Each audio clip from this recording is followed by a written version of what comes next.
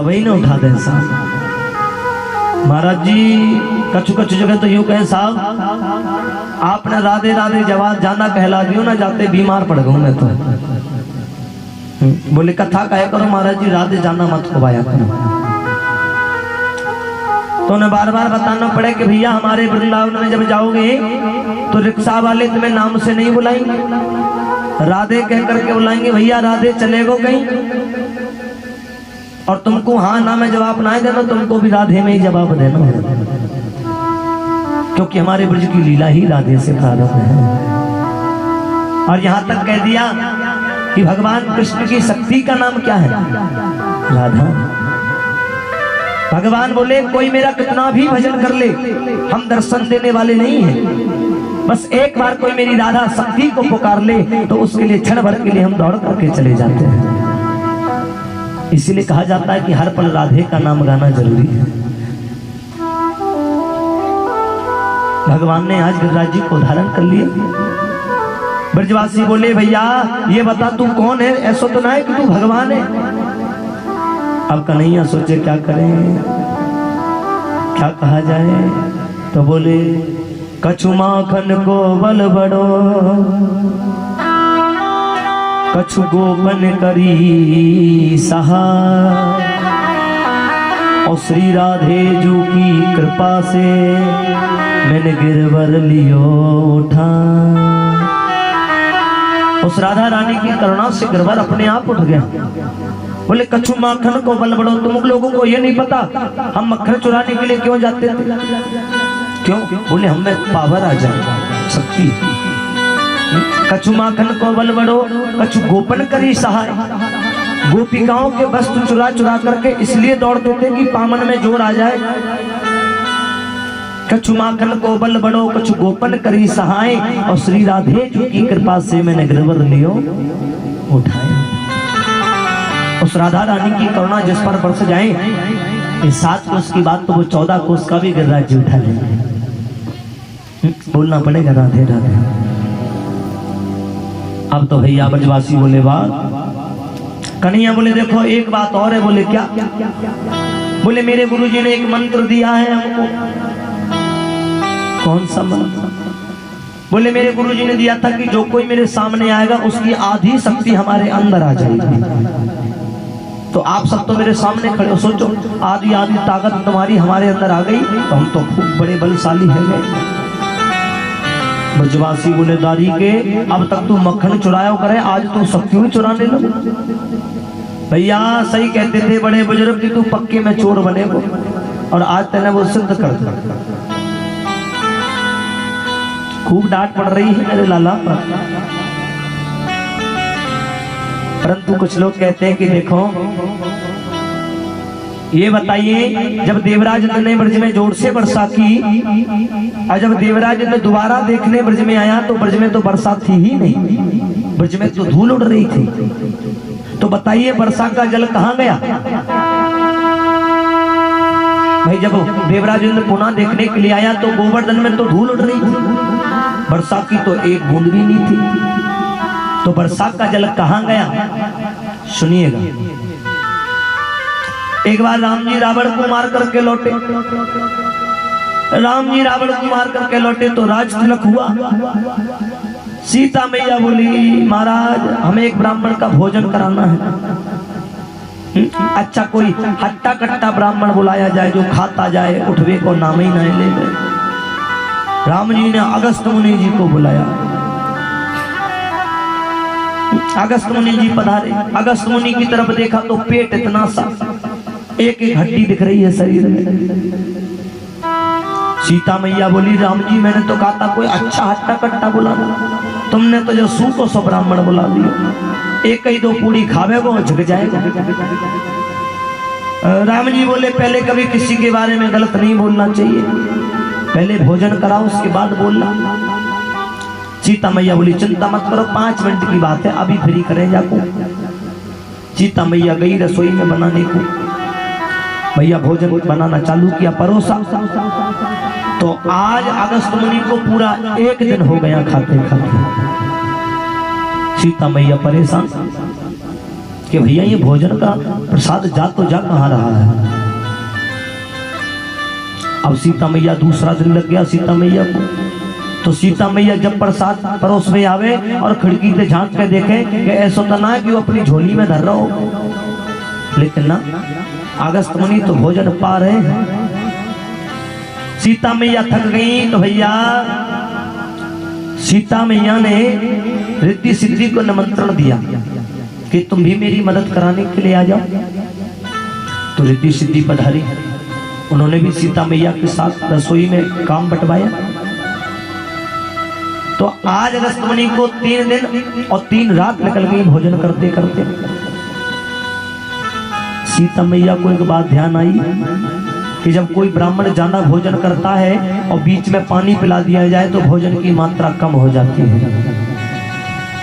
सोचा जब इतने दिन से भोजन कर रहा है तो वैसा ही पानी लेकर के चलो।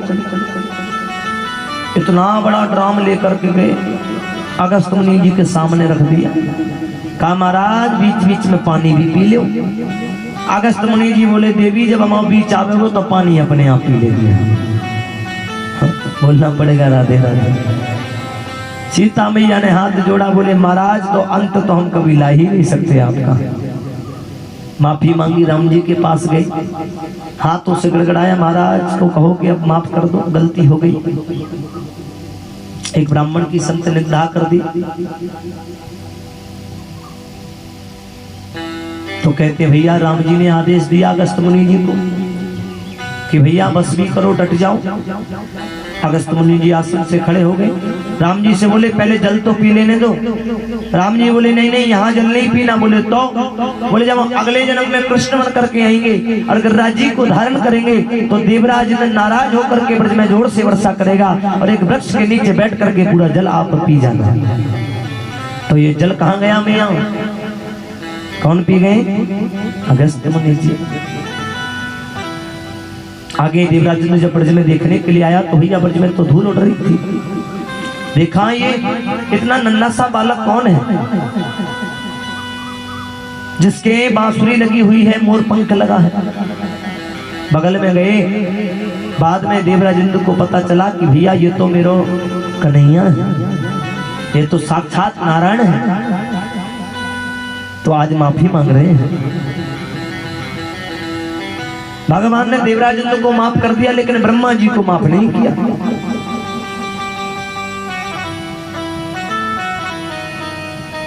कुछ लोग कहते हैं ये बताओ महाराज भगवान ने देवराज इंद्र को माफ कर दिया लेकिन ब्रह्मा जी को माफ क्यों नहीं किया? बोले ब्रह्मा जी को माफ इसलिए नहीं किया क्योंकि ब्रह्मा जी ने भगवान के परिवार को छीना था, उनसे अलग किया था। लेकिन देवराज इंद्र ने तो 7 दिन और 7 रात तक पूरे ब्रजवासियों को मेरे कन्हैया के पास रखा, इसलिए कन्हैया ने देवराज इंद्र को माफ कर दिया कि चलो कम से कम एक अच्छा काम तो किया। इन ब्रजवासियों के 7 दिन संग रह करके निश्चित रूप से मेरा तो जीवन तर गया, मेरा तो जीवन बदल गया है। और आज मेरा कन्हैया पुनः ब्रज में लौट करके आए हैं। ठाकुर जी आज ब्रज में लौट करके आए। तो कुछ लोग कहते भैया आज मेरे ठाकुर जी का हाथ पकड़ करके गोपिका मेरे ठाकुर जी को रास और महाराज की ओर ले जा रही है। अच्छा ठाकुर जी को पता था कि आज मेरा अंतिम समय चल रहा है, आज हमको जाना है। तो ठाकुर जी उन गोपिकाओं के साथ आधे रास्ते तक तो आए और आधे रास्ते से गायब हो गए। अब सारी गोपिका परेशान है। अच्छा इनको पहचान लिया, ये कौन है? पहचान लिया, ये शिवम विहार कॉलोनी से दोनों जने चल करके आई हैं। ये तो उस दिन भी आई थी और ये नया सेट यानी कि नई आई हैं। जोरदार ताली बजाइए इनके लिए। ये शिवम विहार कॉलोनी से है। अभी मैंने कथा की थी शिवम विहार कॉलोनी में, तो इन्होंने हमको गुरु बनाया था, तो ये हमारे शिष्य हैं। तो एक बार जोरदार ताली बजाओ इनके लिए। आगे भगवान जब सारी गोपिकाओं को छोड़कर के चले गए, भगवान जब सारी गोपिकाओं को छोड़कर के चले गए तो आज सारी गोपिका परेशान है। परेशान हो रही कि कैसे कन्हैया मुझे देखने के लिए आएगा। भाव के बिना सब कुछ अधूरा है। कुछ लोग कहते हैं भैया गोपिका तो जमुना जी के किनारे सर पटक पटक करके रो रही हैं कि मेरा लाला कब आएगा और कब आकर के मुझे दर्शन देगा। सारी गोपिका बड़ी परेशान है। कुछ लोग कहते हैं भैया जब सारी गोपिका परेशान हो गई, रोने लगी कि मेरा ठाकुर जी मुझे छोड़कर के क्यों चला गया, तो कहते हैं उधर तुलसी का पेड़ लगा था, जैसा ही तुलसी का पात्र है ऐसा ही उस जगह पर तुलसी का एक पेड़ लगा था। कुछ गोपिका बोली अगर किसी ने नहीं देखा है मेरे ठाकुर जी को तो तुलसा महारानी ने जरूर देखा होगा।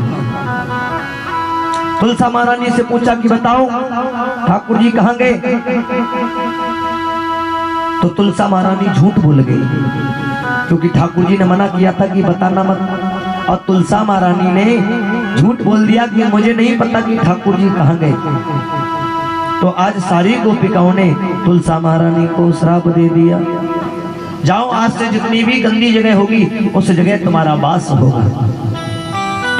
तुमको अगर अच्छी जगह में लगाया जाएगा तो तुम नहीं खिलोगी, लेकिन तुमको जितनी गंदी जगह में लगाया जाएगा तुम उतनी ही जल्दी पैदा होती चली जाओगी। तो ये तुलसा महारानी को श्राप लगा पड़ा हुआ है, बोलना पड़ेगा राधे राधे। इसके बाद सारी गोपिका जब रोने लगी तो कहते हैं उस जगह एक संत महात्मा जी पधारे और उन संत महात्मा ने उन गोपिकाओं को कहा कि देखो अगर तुमको अपने ठाकुर जी को प्राप्त करना है तो गोपी गीत का रसास्वादन करना पड़ेगा, गोपी गीत का स्वरूप गाना पड़ेगा। और इस गोपी गीत को गाने से तुरंत भगवान कृष्ण प्रकट हो जाएंगे और तुम सब सारी गोपिकाओं को दर्शन दे देंगे। तो जमुना जी के किनारे वो गोपिका गोपी गीत को गा रही है। आइए आप लोग इस गोपी गीत को ध्यान से सुनिएगा, क्योंकि ये गोपी गीत और किसी ने नहीं बल्कि जब मेरे श्याम सुंदर ब्रजवासियों को छोड़ करके चले गए तो गोपिकाओं ने गाया है। आइए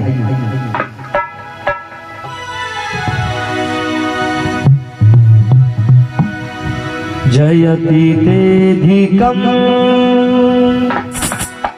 जन्मेना ब्रजा रयत इंदिरा सासदा रही गयस देशता देखुता ध्रुवाधिता होता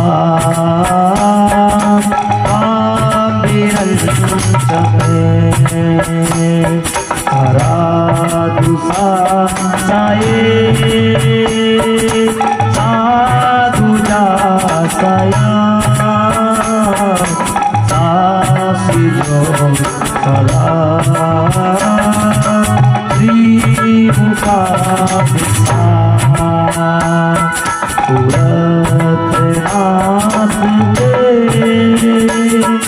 असुर पिता सिका रखो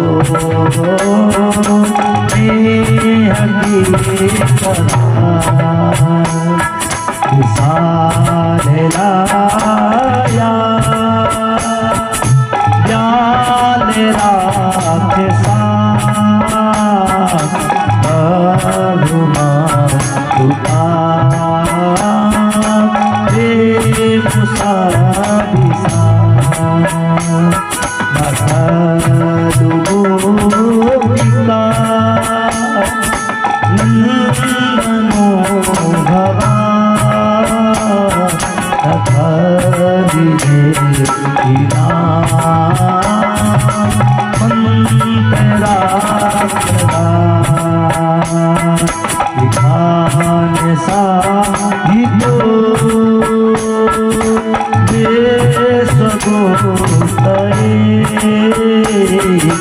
संत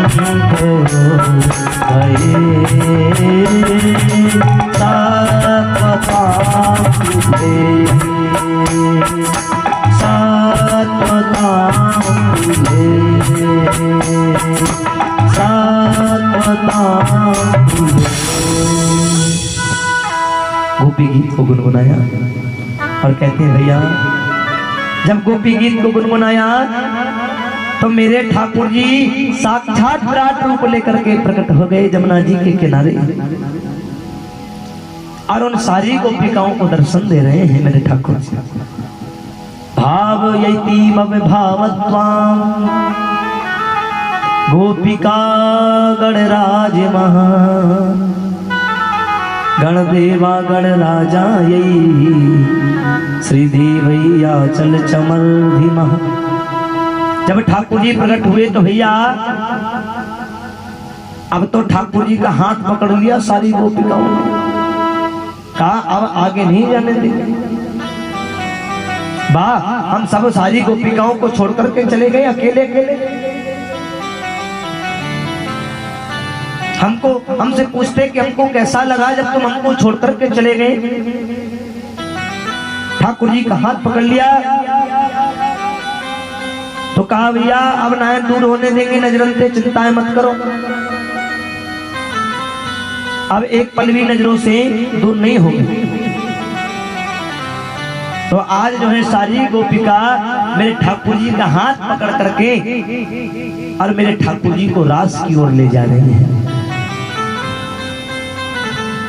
गोपिकाओं को पता था अगर इनको छोड़ा तो फिर भाग जाएंगे, क्योंकि इनका अंतिम समय चल रहा, अब ये रुकने वाले नहीं हैं।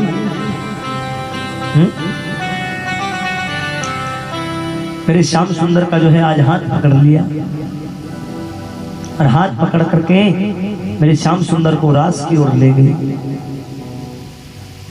रास की बेला में मेरे श्याम सुंदर जो है रास रचा रहे हैं गोपिकाओं के संग। वो रास की लीला कहाँ प्रारंभ हुई? बोले निधिवन धाम में। कोई निधिवन गया है? कौन कौन गया है? निधिवन में ठाकुर जी के दर्शन किए हैं।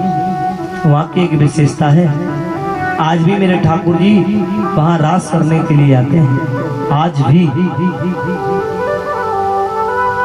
तो वहाँ बताया जाता है कि भैया मंदिर में जो पुजारी जी पूजा करते हैं, शाम को पूजा कर करके जब वो जाते हैं तो एक खूब बड़े थार में लड्डू का भोग रख जाते हैं और दूसरे थार में नए नए ठाकुर जी के वस्त्र रख जाते हैं और ताला लगा करके चले जाते हैं। जब प्रातः काल वो लौटते हैं तो ठाकुर जी ने जो वस्त्र पहन रखे हैं वो वस्त्र तो जमीन में मिलते हैं, लेकिन जो ठाकुर जी के वस्त्र थार में रखे हैं वो थार में से ठाकुर जी के शरीर पर वस्त्र मिलते हैं। ये विशेषता है निधिवन धाम की। लड्डू की परात बिल्कुल खाली मिलती है। ऐसे दो तीन व्यक्तियों को विश्वास नहीं हुआ। जब विश्वास नहीं हुआ तो मंदिर के पुजारी से बोले हम देखना चाहते हैं कि भगवान होते हैं या नहीं होते, आप मुझे इस मंदिर में बंद कर जाओ, हम भी देखना चाहते हैं कि भगवान कैसे होते हैं। पुजारी जी ने मंदिर में बंद कर दिया और कहा जाता है कि जब वो पुजारी जी प्रातः काल लौटे तो वो जो दो व्यक्ति मंदिर में बंद थे वो दोनों व्यक्ति मंदिर से गायब मिले, मंदिर में मिले ही नहीं। क्यों? क्योंकि ठाकुर जी श्याम सुंदर की झांकी के कोई दर्शन नहीं कर सकता। हमारे अंदर इतना सामर्थ्य नहीं है कि हम श्याम सुंदर की नजरों में नजरें मिलाकर के उनके दर्शन कर सकें। हाँ, श्याम सुंदर के भाव से दर्शन कर सकते हैं, मन से दर्शन कर सकते हैं, परंतु साक्षात दर्शन नहीं कर सकते, क्योंकि ये मन जो है कपट है, इस मन के अंदर पाप है, इस मन के अंदर। बताइए, जब किसी व्यक्ति के हृदय में पाप भरा हो तो क्या उस हृदय में मेरे श्याम सुंदर वास करेंगे? नहीं करेंगे, क्योंकि मेरे श्याम सुंदर उनके हृदय में ही वास करते हैं जिनका हृदय बिल्कुल पवित्र हो, जिनका हृदय गंगा जैसा हो। गंगा की धारा किनारे किनारे बहती है, ऐसे ही मेरे श्याम सुंदर की जो किनारे की गंगा है वो भी बिल्कुल किनारों पर बहती है। बस फिसलने फिसलने की बेरा है।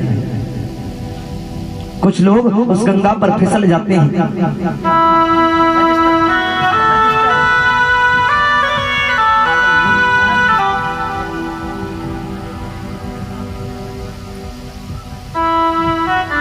जीवन का कोई भरोसा नहीं है बंधुओं।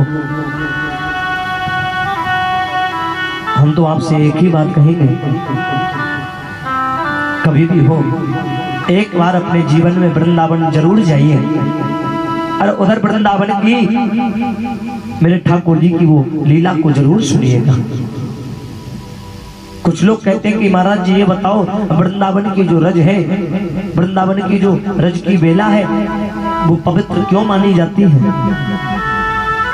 सुनिएगा, हमारे ब्रज की जो धूल है वो पवित्र इसलिए मानी जाती, जब मेरे श्याम सुंदर गोपिकाओं को छोड़ करके गए तो राधा रानी को अपने हाथों पर उठा करके उस ब्रज की रज से दौड़ करके जा रहे थे। तो जब मेरे श्याम सुंदर उस ब्रज की रज से दौड़े तो उनके जो पग थे, उनके पांव थे, वो उस रज पर छप गए और उस दिन से वो रज पवित्र मानी जाती है। कोई भी जाए वृंदावन से इतनी मिट्टी लेकर के जरूर आया करो। कोई लाया है अब तक? आप लोग लाए हैं? हाँ, ब्रज की रज को, भूमि को लाओ और ला करके जब भी आप स्नान करते हो, ठीक स्नान के समय जब आप सूर्य को अर्घ देते हो तो वही अर्घ लगाते समय उस वृंदावन की रज को अपने मस्तक पर जरूर सजाया करो, क्योंकि ऐसा करने से आप कभी भी ठाकुर जी से अलग नहीं होंगे। सदैव ठाकुर जी आपके पास रहेंगे, ठाकुर जी आपसे दूर नहीं होंगे, क्योंकि कहा जाता है ना, हर आंख में आंसू लाया मत करो, हर बात में सबको बताया मत करो। लो मुट्ठी में नमक लिए फिरते हैं, हर जख्म सबको दिखाया मत करो। जो आपके आंखों के आंसू को समझे उनको ही अपनी बात बताया करो, सबके सामने सब बातें खोलने की जरूरत नहीं है, क्योंकि कहा है ना, बोले गम नाम का भी जग में नाम हो जाता है और बाकी बिहारी तक पहुंचना आसान हो जाता है। भर जाती है खुशियां उनकी जिंदगी में, बोले जिनकी जिंदगी में राधा जी का नाम हो जाता है, जिनकी जिंदगी में राधा जी का नाम हो जाता है।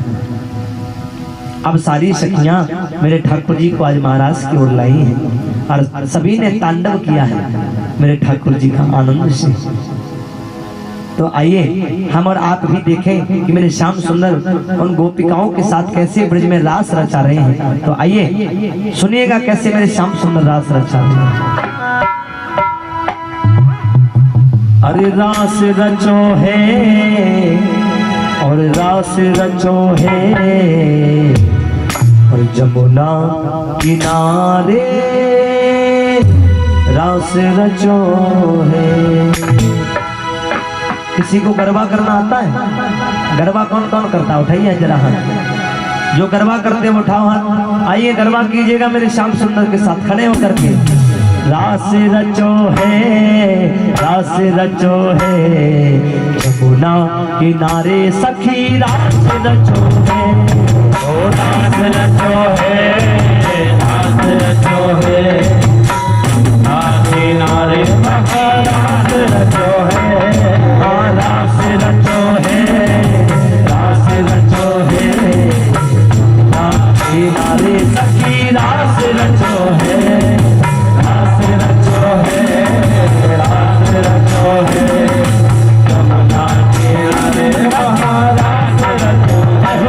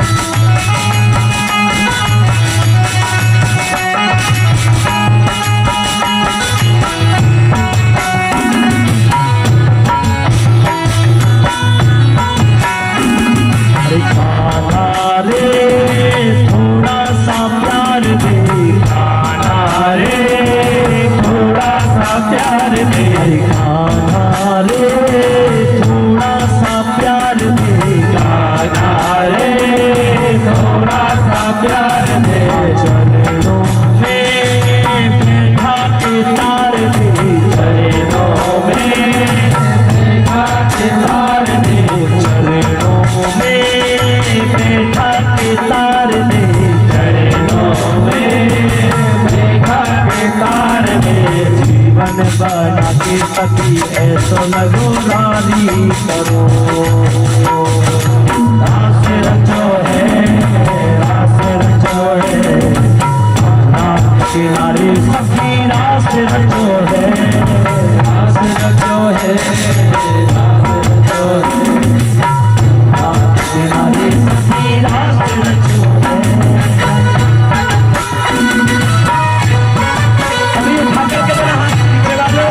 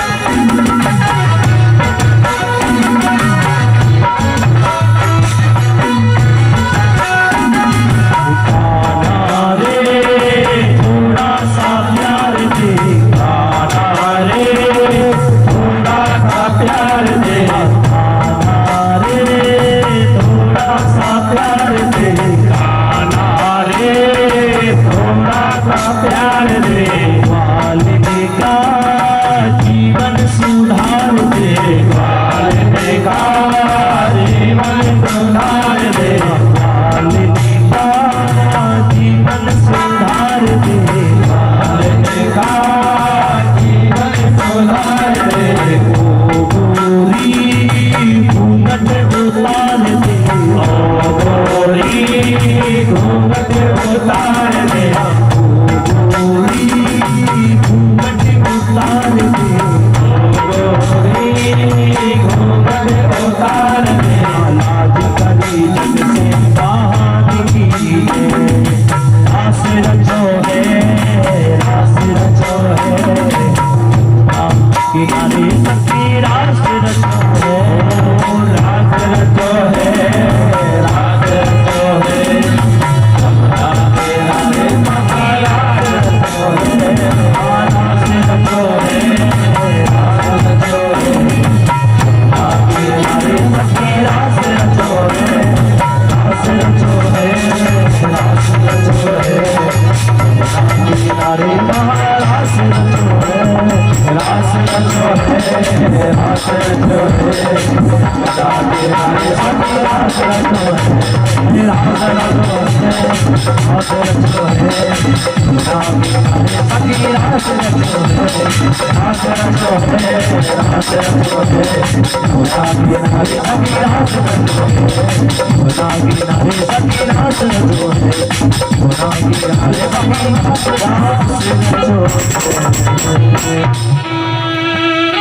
बोले रास बिहारी सरकार की, बोले कुंज बिहारी लाल की जय। प्रेम से बोलो राधे राधे, जोर से बोलो, और जोर से, और जोर से। वाह, अच्छा एक बार सभी हाथ खड़ा कीजिएगा, लंबे लंबे जो चप्पल चुरावे आए हो, ये बताओ क्या दिन से चोरी कर रहे हो चप्पलों की, अब तक सुधरे ना है? देखो साहब, जाते हैं हम तो लकड़ी की चप्पल पहने, तुम्हारी चप्पल के साजी तो हमारी चप्पल है। पूछो क्यों? क्योंकि हमारी चप्पल आएंगी 50-60 रुपया की, और वो भी लकड़ी की, और तुम्हारी आवे साहब 300 और 400।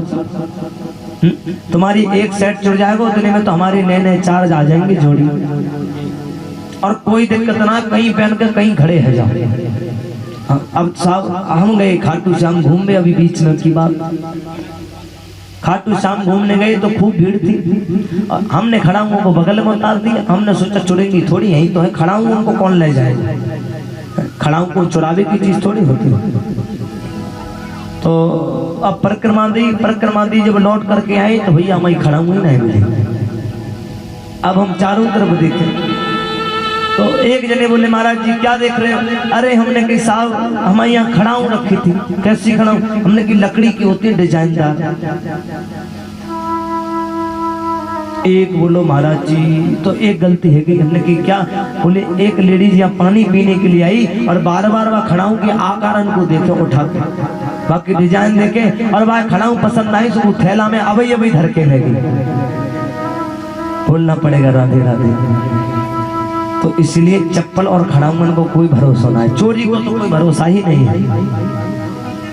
कब कहाँ हो जाए इसका कोई। चोरी पे तो साहब हमें भी ना बक्सों के उमन जाता। दिल्ली में कथा चल रही थी, नया शौक से एक फोन लिया हमने और गद्दी से नीचे उतर करके गए तो जेब से हमारा वो फोन गिर गया। खूब सारी भीड़ थी, बीच में से निकल करके जा रहे थे। अब एक मैया की निगाह गई तो मैंने चुपके से धर लियो। भाई भी पता कि व्यास जी को फोन है, मैंने फोन धर लियो। अब हम घूमते डोले और भगवान गुरु जी की करुणा से मुझे पता चल गया कि फोन किसके पास है। अब देखो कहते लालच बुरी बला होती है। मैया कथा सुनने को तू आवे और मैं रोज फोन की चर्चा करूं, तो जब फोन की चर्चा करूं जब ही हंस के बता दे। मुझे तो पता था कि मेरा फोन इसके पास है, लेकिन उस मैया ने 7 दिन तक ये नहीं बताया कि व्यास जी आपका फोन मेरे पास है। कहने का तात्पर्य है कि देखो आपने मेरा एक फोन रखा, भगवान ने 2 दे दिए। हाँ? लेकिन तेरा तुझको अर्पण, जैसा करोगे वैसा आपको भोगना पड़ेगा, निश्चित है। भगवान कहता है कि ऊपर तो अलग भोग है, लेकिन यहाँ पूरा भोगना है। ऊपर एक घर बना है भोग, और यहाँ बना है भोगना। यहाँ तो भोगना ही है, लेकिन ऊपर अलग से भोगना है। कुछ लोग कहते महाराज जी हमने एक पाप किया। कौन सा? 4 दीवारों के अंदर बंद किया, कोई नहीं देख सकता। तो पागलों,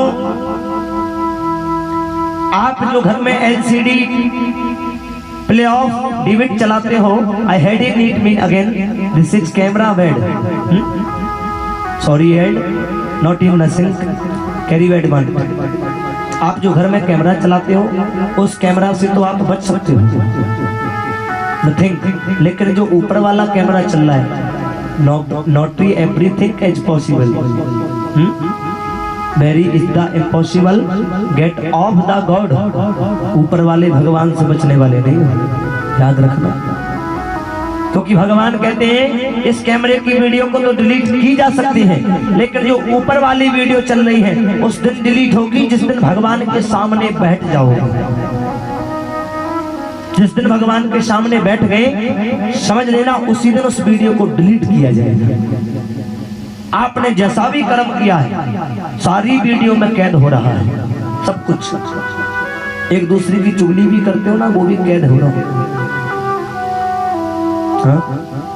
एक कहावत बोलनी तो नहीं चाहिए, व्यासपीठ है, लेकिन हमारे ब्रज में कहा जाता है चुगलखोर चुगली करे और आगे मत को। भाई व्यासपीठ है इसलिए नहीं बोल रहा हूँ, नीचे होते तो बोल देते, कभी नीचे मौका मिलेगा तो सुना भी देंगे। ये अलग से लिखा गया है भैया चुगलखोरों के लिए।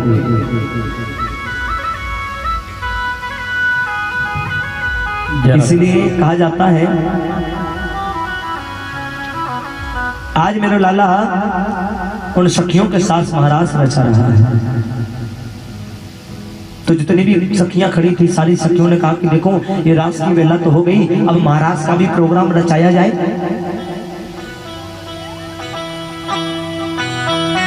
तो महाराज की वेला भी होनी चाहिए।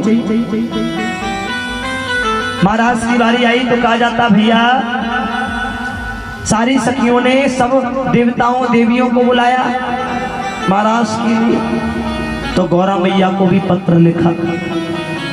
अब साहब गौरा मैया श्रृंगार कर रही है सज धजवे को कि मुँह महाराज में जानो। बोले बाबा गौर गौर से देखेंगे मैया सज धज के कहाँ जा रही है। भोले बाबा ने पूछ लिया, देवी कहाँ के लिए सज रही हो? गौरा मैया बोली तुम्हें नहीं पता? बोली ना। बोले आज मेरे श्याम सुंदर का रास है, तो ऐसे सज करके जाए था। हाँ, अब भैया भोले बाबा को भी मन भयो कि वह महाराज में मुख को भी जानो। तो भोले बाबा बोले मुझे भी उस महाराज में चलना है देवी, किसी भी कारण से तो मुझे महाराज में ले चलो। गौरा मैया बोली ना ना, वहां तो केवल महिलाओं की एंट्री है, पुरुष की एंट्री है ही नहीं। तो भोले बाबा बोले हम कब कहते हैं कि आप मुझे पुरुष बना करके ले जाओ? गौरा मैया बोली मतलब जैसा श्रृंगार तुम कर रही हो वैसा मुझे करा दे। गौरा मैया बोली दारी के तो शर्म ना आवे कहने में। आजकल की भैया महिलाएं पुरुष बनने की सोचती हैं और तू महिला बनने को जा रहा हो। भोले बाबा बोले नहीं हमें नहीं पता, तुम तो श्रृंगार कराओ। अब भोले बाबा के बाल तो थे नहीं, जटाएं थी। 2 दिन तो समझाने में लग गए। आज जब गौरा मैया गुस्सा आई तो यूं घोटा लपेटो है गौतमा जूड़ा। भोले बाबा का जूड़ा बांध दिया। अब साड़ी पहनावे की बेरा आई तो 4 आंगुर हल्की पड़ गई, साड़ी छोटी हो गई। तो गौरा मैया वही साड़ी को काट करके डबल जोड़ रही है। क्या करें भैया, सज धजा करके ले जाना है। साड़ी पहना दी और भोले बाबा को महाराज को ले जा रहे हैं। समझा दिया कि देखो वहाँ चुपचाप खड़े हो जाइए, नहीं तो तुम वहाँ तांडव करने में बिजी है जाओ, तुम तो पीछे चुपके से महाराज के दर्शन करना। भोले बाबा बोले चिंता मत करो देवी, ऐसा ही करेंगे। अब भैया महल के दरवाजे पर 2 सिपाही खड़े थे, वो एंट्री कर रहे थे, कौन महिला और कौन पुरुष। अब गौरा मैया घबराएंगे यही नाक ना कट जाए, नहीं तो लोग तो थू करेंगे कि बताओ अपने स्वामी ये खुद बैयर बना के लेके आई।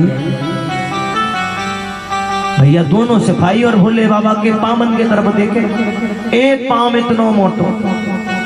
सिपाही कहे कि आज तक ऐसी बैयरन के पाम बनाए देखे, इतने मोटे मोटे और इतनी लंबी चौड़ी बैयर। अब दोनों सिपाहियों ने देखा कि ऊपर साड़ी कुछ और पहन रखी है और नीचे कुछ और पहन रखी है, क्योंकि गौरा मैया तो वह साड़ी को कटती से जोड़ के लाई, क्योंकि साड़ी तो छोटी पड़ गई थी।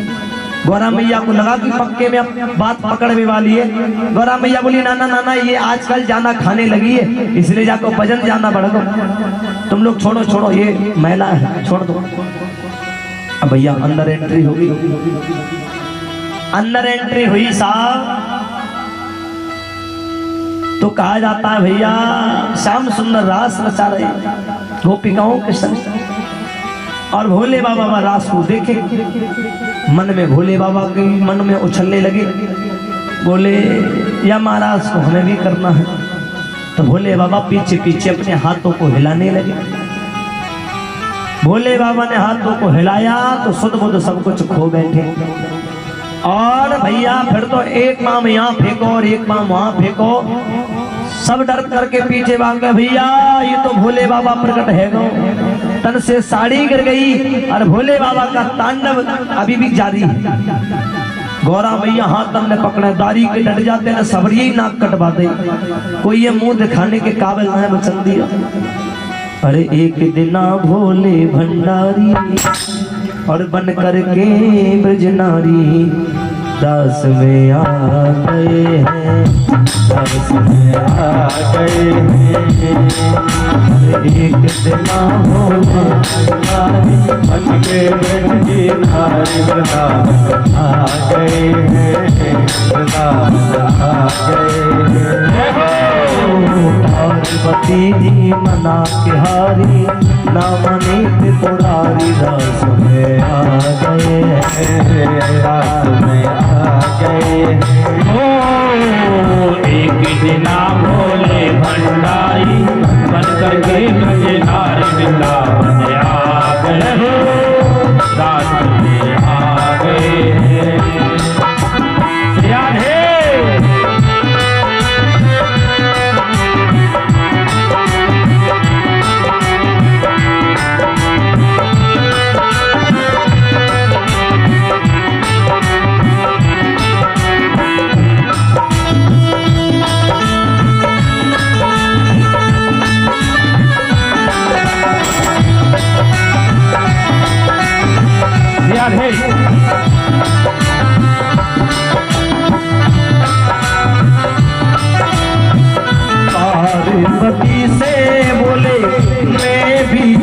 चलूंगा तेरे संग में, तेरे संग में। पार्वती से बोले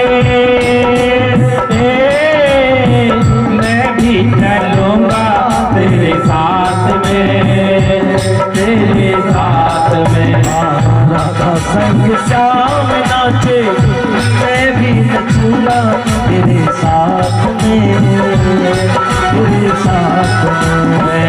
राधा संग श्याम नाचे मैं भी नचूंगा तेरे साथ में, तेरे साथ में। रास रचेगा ब्रज में भारी, रास रचेगा ब्रज में भारी, हमें दिखा दो तारी थोड़ा आ गए हैं। एक जना भोले भंडारी बन कर वे भजनारी रात में आ गए हैं। पार्वती के मना के हाथ हमारे सुरारी रास आ गए हैं।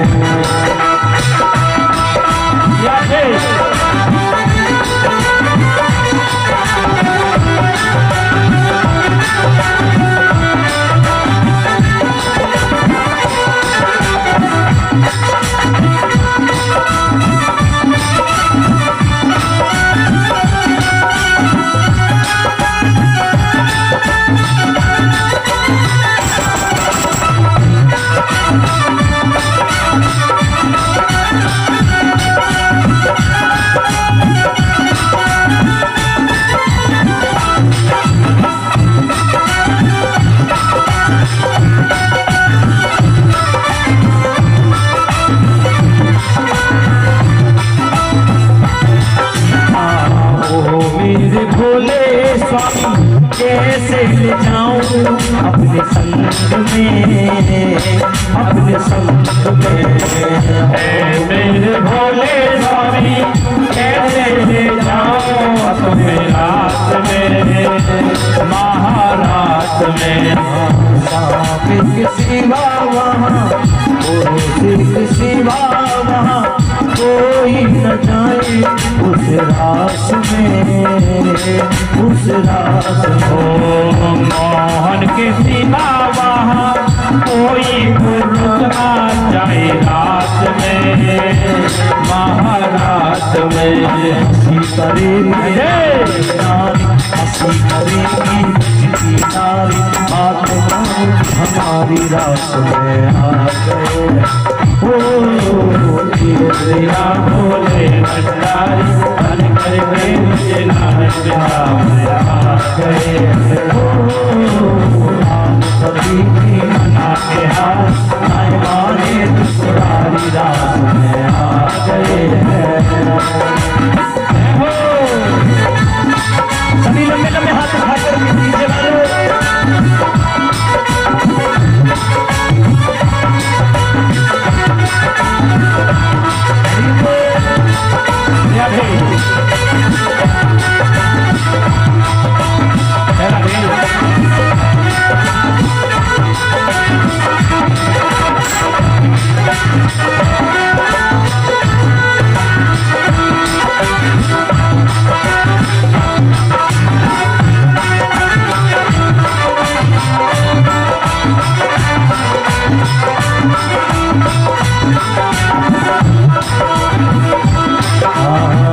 ऐसा बना दो कोई न जाने इस राज को, इस राज को। ऐसा बना दो कोई न जाने इस राज को, इस राज को। मैं हूँ सहेली तेरी, मैं हूँ सहेली तेरी, ऐसा बताना ब्रजराज को, ब्रजराज को। मैं हूँ सहेली तेरी, ऐसा बताना ब्रजराज को, ब्रजराज। बाबा कहने लगे देवी तुम चिंता मत करो, तुम तो मुझे श्रृंगार करके ले चलो। गौरा मैया बोली अगर वहां किसी ने पकड़ लिया तो? बोली वाकई चिंता मत करिए। बोले क्यों? बोले ऐसा श्रृंगार ही करना। गौरा मैया से बोले कैसा? अरे बना के जूड़ा पहने की साड़ी, बना के जूड़ा पहने की साड़ी, चाल चले मतवारी में सावन आ गए हैं। एक दिना बोले बंगारी, मन करके जना निराश में आ गए। पार्वती जी मना बिहारी, पार्वती जी मना बिहारी, हमारी त्रिपुरारी रास आ गए हैं।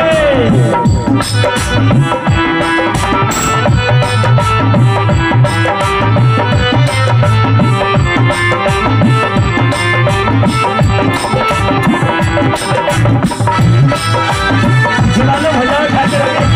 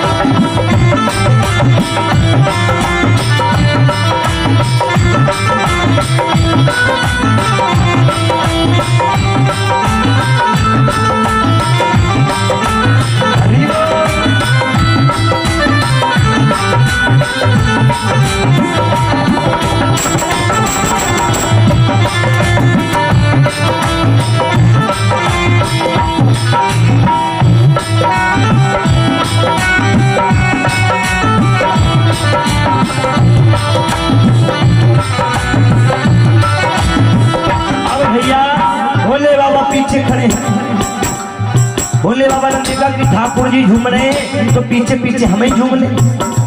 भोले बाबा भूल गए कि झूमना तो आता ही नहीं, हमें तो तांडव करना आता। पहले तो भोले बाबा ने आराम से अपने हाथों को हिलाया और जब सुध भूल गए तो एक पाँव यहाँ फेंका, एक पाँव वहां फेंका। ठाकुर जी का महाराज वहीं रुक गया। अब तो भैया सब कोई भोले बाबा को देखे और गौरा मैया भोले बाबा की जटाएं पकड़ के पीछे पीछे दौड़े। डट जा बाबा तेने नाक कटवा दे सबरी। देखा जो मोहन ने तो समझ गए वो सारी बात को, सारी बात को। देखा जो मोहन समझ गए हैं सारी बात को, सारी बात को। देखा जो मोहन ने तो समझ गए वो सारी बात को, सारी बात को। देखा जो मोहन ने तो समझ गए हैं सारी बात को, सारी बात को। ऐसी बजाई बंसी, ऐसी बजाई बंसी, सुध बुध भूले भोलेनाथ रे, भोलेनाथ रे। ऐसी बजाई बंसी, सुध बुध भूले भोलेनाथ रे, भोलेनाथ रे। अब सिर से खिसक गई जब साड़ी, सिर से खिसक गई जब साड़ी। भोले बाबा तांडव कर रहे थे, तांडव में बिजी भूल गए भैया कि मैंने साड़ी पहन रखी। भैया जब भोले बाबा निर्वस्त्र हुए तो गौरा मैया घबरा गई। और सिर से खिसक गई जब साड़ी, सिर से खिसक गई जब साड़ी। मुस्काए गिरधारी रात